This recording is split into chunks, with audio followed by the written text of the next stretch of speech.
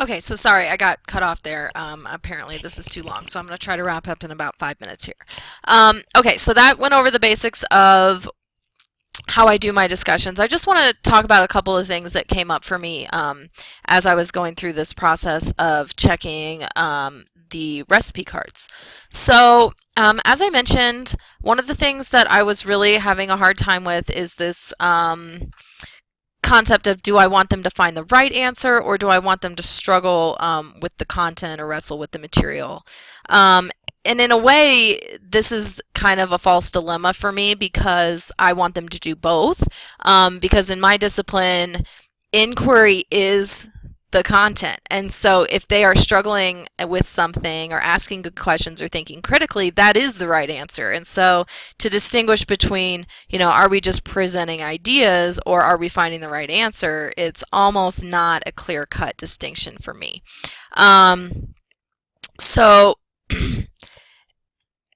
I think that's partly why I struggle so much with the kind of feedback I provide, because I feel like I need to be in there interacting a lot. And like I just showed you, the times when I do get into the discussion and participate are the times when the conversation kind of really flourishes and does the most, I think, for what the students need to learn.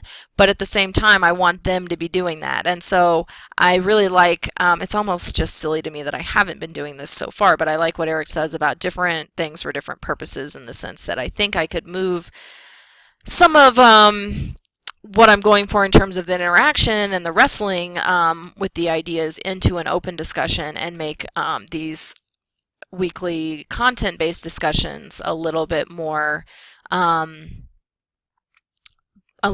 for them to try to wrestle with the material.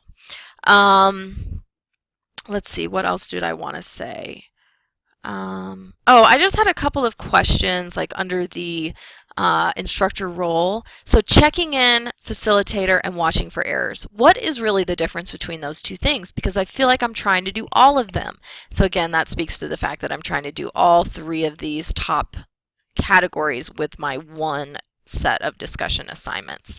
So I definitely am giving feedback, which was surprising because if you look at the one response and two replies framework, I'm definitely in the writing prompt category, but feedback is a huge part of it for me, and so that makes me feel like I'm more in open discussion. And also, I think partly why I'm spending so much time on this, because I think I have to be in there participating, facilitating, checking in, and do feedback at the end and grade. So I thought it was really interesting what Eric said about open discussions, how your participation is the feedback and then all you have to do is grade it at the end. And so I think, again, if I separated these into two, I would be able to get what I'm going for maybe in a more efficient and manageable way.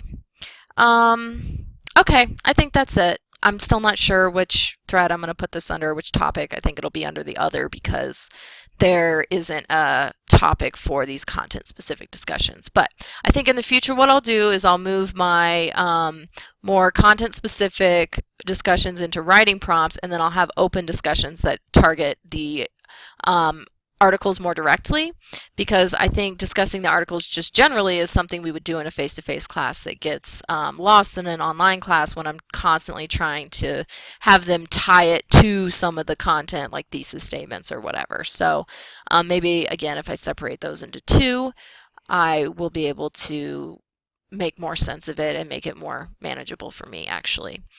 So thanks. That's a really practical change I'm going to be able to make in my course, and I think it's going to improve things for me. So thanks for listening. Have a good weekend.